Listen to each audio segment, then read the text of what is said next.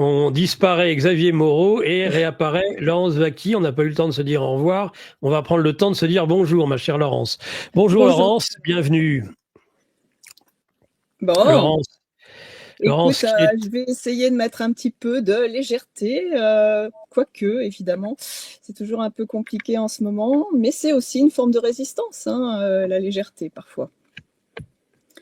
Alors, ma chère Laurence, donc dans ces chroniques cinéma et politique, j'ai cru comprendre que nous allions aujourd'hui parler d'un film dénommé Un simple accident.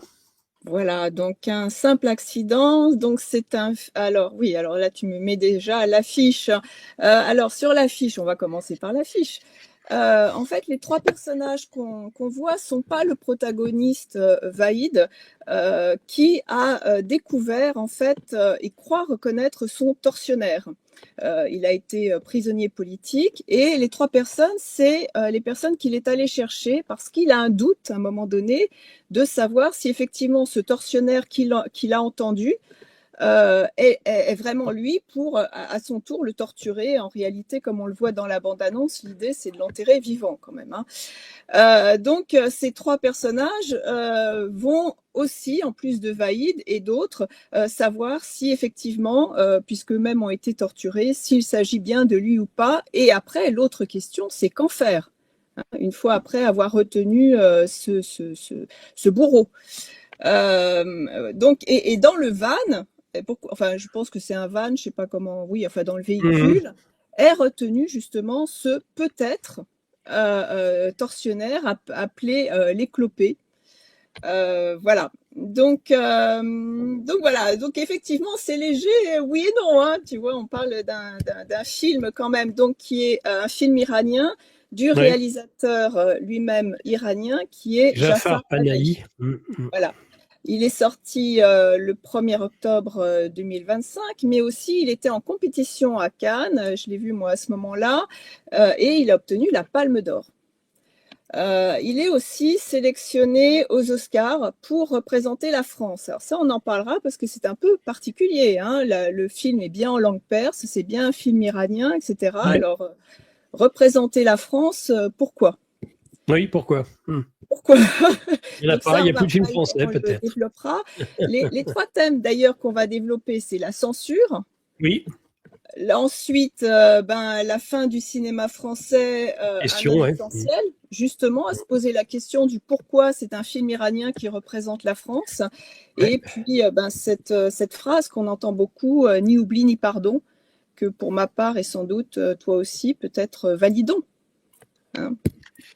Je ne sais pas. Oui, je sais que c'est une formule qui a grand cours dans nos milieux, ni oubli ni pardon. Je ne vais pas, en tant que chrétien, je ne vais pas me hasarder sur cette formule que je connais, que je respecte chez nombre de ceux qui souffrent et ont souffert, entre autres, de la gestion de la crise sanitaire. Je peux comprendre, bien sûr, cette formule, même si je ne l'emploie pas moi-même.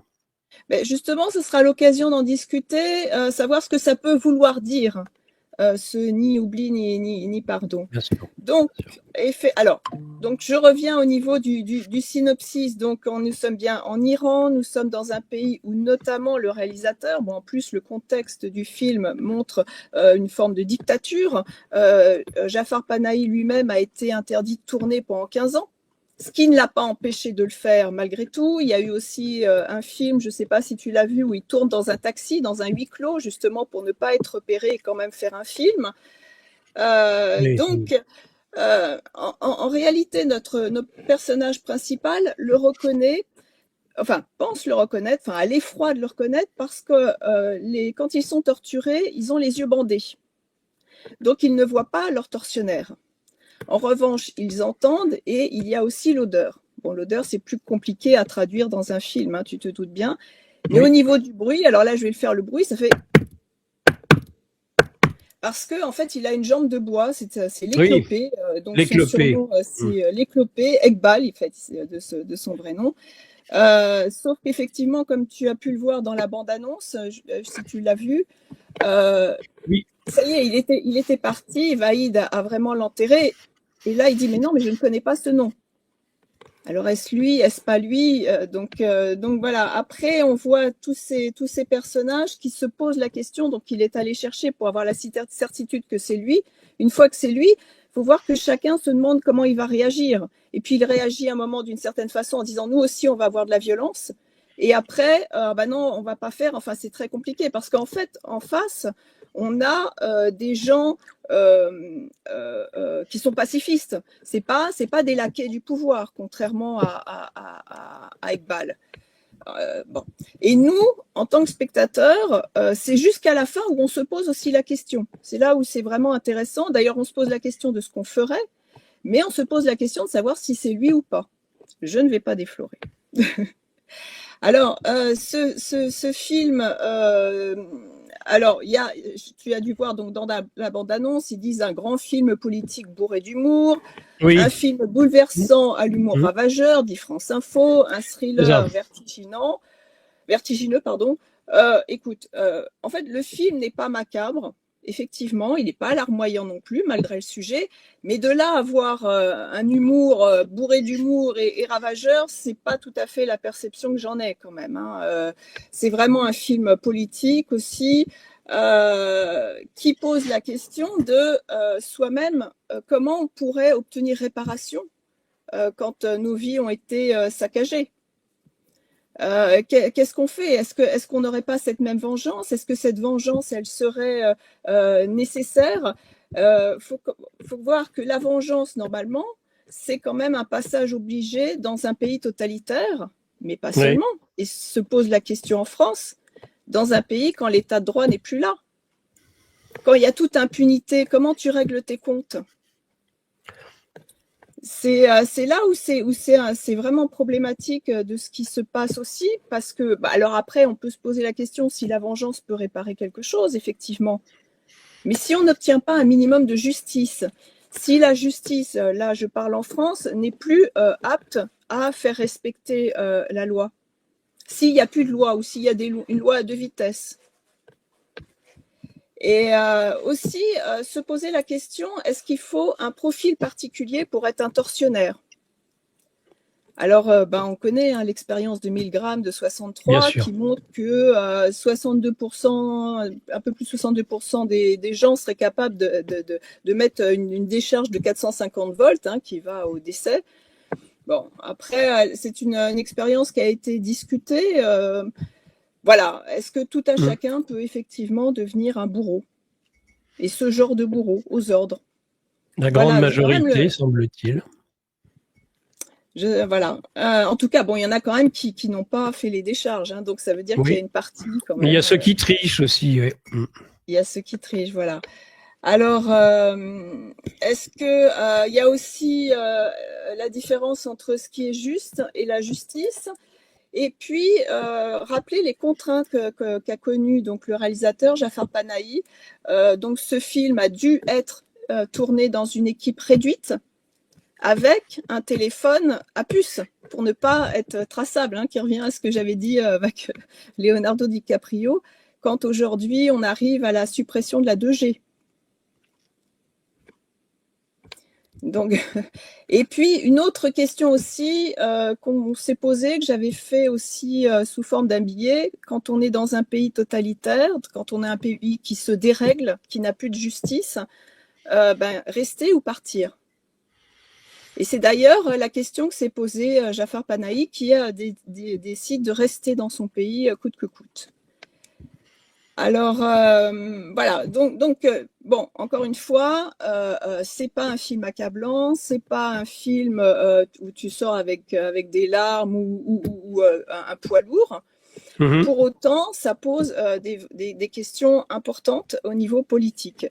Donc, pour la censure, je voulais justement parler de cette palme qu'il a eue, la Palme d'Or. La Palme d'Or de Cannes. Il y a quand même des questions à se poser aussi des prix. Bon, on avait parlé des prix Nobel la dernière fois, donc là c'est un peu moins bizarre, mais pour autant, il est clair que beaucoup de son prix me semble être en rapport avec les difficultés qu'il a eues à tourner ces différents films. Beaucoup plus que la qualité cinématographique. Par ailleurs, j'ai pu voir quand a été décerné le prix, c'est vrai que c'est plein d'émotions. C'est pas une émotion qu'il y aurait eu sur d'autres films de quelqu'un qui défie la dictature, de quelqu'un qui s'affirme, qui affirme son droit d'expression et qui en fait une œuvre artistique. Mais de fait, du coup, il y a un film magnifique qui s'appelle Valeurs sentimentales, qui est toujours à l'affiche, qui, bon, malgré tout, a reçu le Grand Prix, pardon, mais réellement, je pense que c'est ce film-là qui aurait dû avoir la palme. Bon, c'est toujours les grandes discussions à Cannes, mais Oui. qui, artistiquement parlant, cinématographiquement parlant, est beaucoup plus fort. Alors, est-ce que ce qui marque un film, c'est la façon dont il a pu être fait, ou est-ce que c'est sa réalisation proprement dite? C'est bon. En France aussi, on a une censure qui est, on le sait, moins visible. Tu dois l'aborder très souvent. Donc, on a vu le Covid, on voit le DSA, on voit ce qui pourrait être avec l'identité numérique, la monnaie numérique. Bon, moi, mon sujet, c'est évidemment l'écologisme. Je voulais quand même rappeler que, par exemple, Benoît Ritaud, donc, qui est le directeur de président de l'association Climato-Réaliste, qu'il a créée il y a une quinzaine d'années. Son premier livre, Le mythe climatique, a été publié au Seuil en 2010. Et encore, m'a-t-il dit, de façon très, très compliquée. Il y a vraiment eu quelqu'un qui a poussé pour que ça soit publié. Au jour d'aujourd'hui, ça ne pourrait plus être publié dans ce genre de maison d'édition. Aujourd'hui, c'est publié à l'Artilleur. Donc, il y a aussi une autre forme de censure. Je voulais justement lire un passage donc dans le livre de François Gervais, Le déraisonnement climatique, qui est à la fin, au niveau des remerciements. Quand tu lis ça, tu te demandes si on parle de la France. Il dit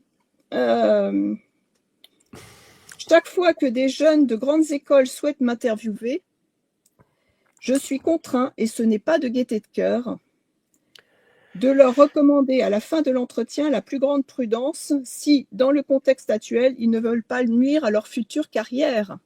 Oui, bien sûr. C'est le CO2 le CO2, le climat est un sujet très sensible. En tout cas, il est évident que c'est accepter la seule version, c'est aussi accepter un gouvernement mondial, puisque ça serait un problème mondial qui ne pourrait être réglé que de façon mondialiste pour atteindre le fameux zéro carbone. Donc, quiconque dit autre chose empêche cette possibilité qui est en marche. Hein, alors pour le coup. Alors là, le deuxième élément, c'était effectivement comment un film iranien devient représente la France aux Oscars. Alors, déjà, il y a une première chose, on devrait être plutôt fiers par rapport à ça, c'est que le cinéma français a toujours soutenu les autres cinémas. Jafar Panahi a réussi, grâce à la France, à faire connaître ses films notamment. Mais effectivement, en plus, donc comme j'ai dit, le film est en langue perse et iranien et tout, mais parce qu'il y a une coprode française. Bon, moi j'aurais préféré effectivement que ça soit plutôt. Alors il y a ce film là qui est à l'affiche, qui est magnifique, qui s'appelle Nouvelle Vague. Nouvelle Vague, ça montre, en fiction, hein, en noir et blanc, le tournage d'À bout de souffle de Godard, donc, qui est sorti en 1960. Et là, on y reconnaît donc tous ces gens issus, qui ont du cahier du cinéma, qui là sont sur ce tournage. Vraiment. Et là, ce film est magnifique dans le sens où il te fait revivre cette insouciance. C'est-à-dire que quand tu les vois dans ce tournage, tu as envie de toi-même prendre ta caméra et dire, comme dit le personnage incarné par Johan Seberg, on tourne Raoul, on tourne Raoul. Alors, effectivement, c'est Raoul Coutard, hein, évidemment, le chef-op. Voilà, et ça donne vraiment de l'énergie. Un autre film que j'aurais aimé aussi représenter la France, c'est le film de Cédric Clapiche, La venue de l'avenir, qui montre un Paris de la fin du 19e siècle. Alors, l'idée, c'est de confronter deux dates, 1895 et 2025, à montrer, à faire sentir, hein, c'est le talent du film, ce que le passé nous apporte de la connaissance du présent et du futur. Et 1895, c'est pas n'importe quoi comme date, c'est une date pivot. 1895, c'est l'avènement de la photographie, donc ça on le voit dans le film. C'est cette période artistique de l'impressionnisme, ça aussi on le voit dans le film. Mais 1895, c'est aussi la naissance du premier studio par la France, en France, de Gaumont, et c'est aussi la naissance du cinéma par Auguste et Louis Lumière. 1880, c'est nous, c'est la France qui a créé le cinéma. Cocorico, c'est pour ça que je tiens aussi beaucoup à parler du cinéma et de montrer sa politique et que c'est de la politique. C'est vraiment, c'est en France que tout s'est fait. Alors, est-ce que justement représenter un film qui n'est pas français, qui représente la France, est-ce que le cinéma français serait en crise? Ou est-ce que on serait en guerre contre le cinéma français? On se pose la question aussi du dévoiement du CNC qui est très utile pour faire ce cinéma français, mais qui, de la même façon que nos institutions, il suffit qu'à la tête, ça soit, on va dire, au mieux corrompu, hein, et peut-être est-ce voulu, pour que tout s'en aille, tout soit cassé, tout soit détruit. Nos institutions, normalement, elles devraient faire des garde-fous quand il y a effectivement des dérives. Est-ce que la suppression du cinéma, est-ce qu'on ne peut pas le comparer de la même façon avec la suppression de notre industrie automobile, avec notre nucléaire, hein, ces derniers fleurons? Le cinéma, c'est notre fleuron. C'était, oui. Alors, voilà. Alors, ça l'est encore un peu, puisqu'on est capable de soutenir un film iranien, mais rappelons aussi que ça a été considéré comme non essentiel, comme les théâtres, comme toutes les salles de spectacle. Alors, évidemment, sauf les clubs échangistes, ça, visiblement, ça ne l'était pas non essentiel. Et se pose la question de cette attaque par rapport au cinéma qui part, où les films qui sont financés ne sont pas les bons films. Rappelons ce que disait Macron, peut-être c'est pour aller en adéquation, qui disait qu'il n'y avait pas de culture. Alors, il a dit exactement, oui. Il n'y a d'ailleurs pas une culture française et l'art français, je ne l'ai jamais vu. Voilà, alors ça explique la censure ou en tout cas une déliquescence. Peut-être, oui. Et donc pour finir, par rapport à cette ni oubli ni pardon donc du Covid, hein, oui. C'est vrai que moi, j'ai plutôt tendance à retweeter. Enfin, c'est sur Twitter, mais je pense que c'est sans doute sur d'autres plateformes. La question pour moi, et je ne sais pas pour toi, tu me dis, c'est que faire de ce qui s'est produit pendant la crise Covid, qui n'est pas terminée, mais enfin, disons que le gros, qu'est-ce qu'on en fait de ça? Qu'est-ce qu'on fait de cette maltraitance générale? Et aussi en particulier donc des suspendus, des personnes âgées isolées, de la brigade Rivotril contre les EHPAD, de ces funérailles empêchées. Enfin, ça, on n'avait jamais vu ça. Hein. Ça, c'est d'une de ces enseignants qui deviennent des bourreaux sur les écoliers, des écoliers qui se suicident, des faillites, des gens qui savent qu'il ne faut pas se faire injecter un produit en phase expérimentale, mais qui sont obligés de le faire, et qui en plus aujourd'hui subissent des effets secondaires, voire ceux qui sont décédés. On fait quoi avec ça? Alors, le ni oubli ni pardon, ce qui est important, c'est le fait de garder en mémoire, parce qu'on aimerait bien nous faire oublier ça. Et je pense que c'est important de ne pas oublier. Après, c'est pas forcément se venger, mais c'est utiliser ça d'une façon peut-être productive. Pour moi, le Covid sert de lecture pour dénoncer l'écologisme. Parce qu'effectivement, l'écologisme, c'est la fin de nos libertés fondamentales, c'est le contrôle permanent, soi-disant pour sauver la planète. Et qu'avec le tout numérique, d'ailleurs, j'avais écrit un article là-dessus par rapport à la 5G en disant la 5G, la nouvelle bombe atomique. J'avais écrit en février 2022 parce qu'effectivement, c'est bien pire. Plus personne ne peut se protéger de ça. Des ondes.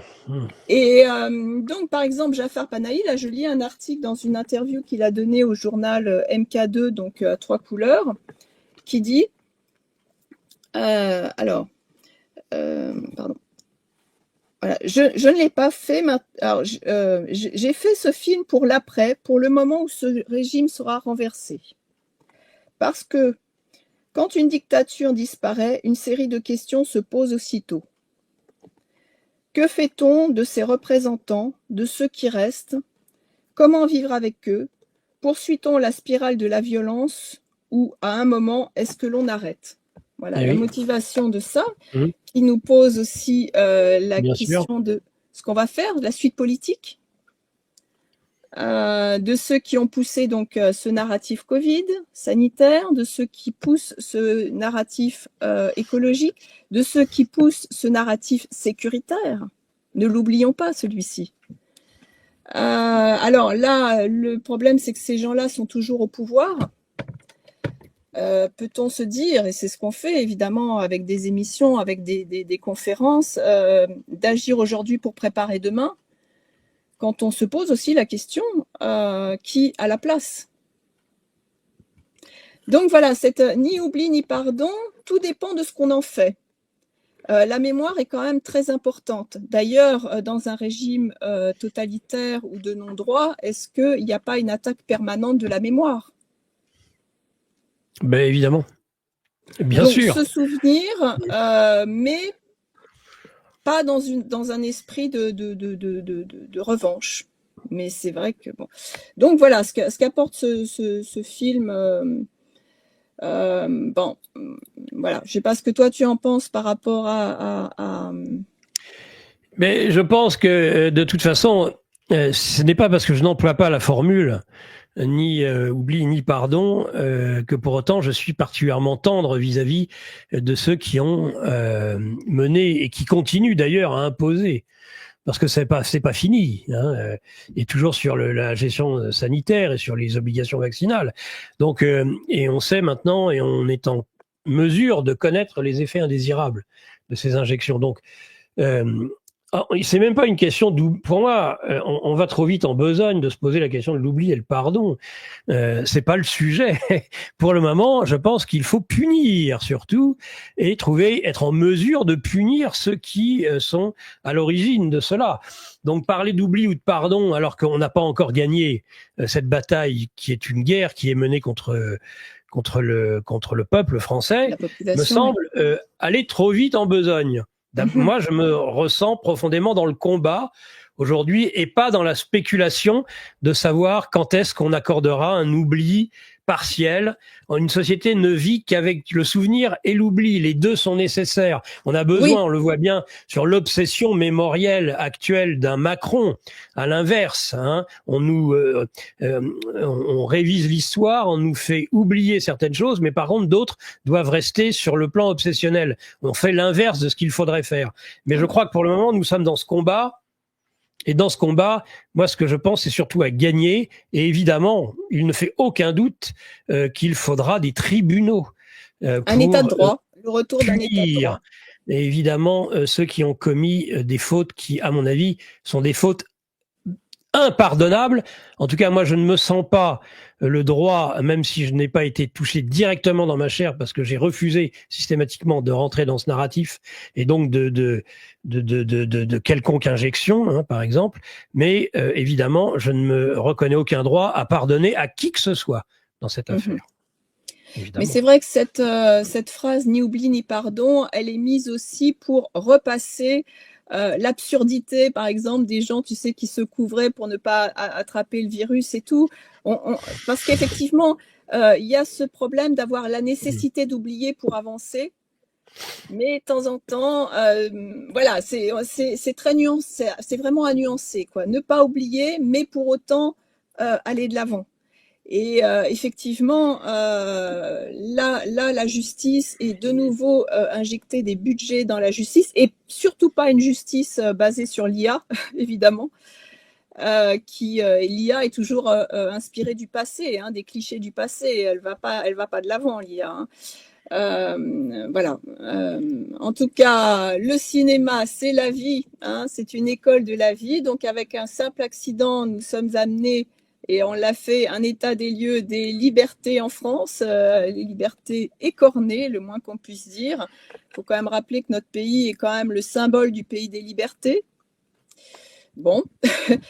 rappeler donc l'importance du cinéma, de l'art en général, de l'art qu'on voudrait dire non essentiel, à ne pas oublier ça non plus, parce que ça cristallise la mémoire, mais ça la met d'une façon sur la beauté, sur une façon artistique, en tout cas de faire sentir les choses plus que de les porter comme après avoir une sorte de nécessité de repentance, tu vois.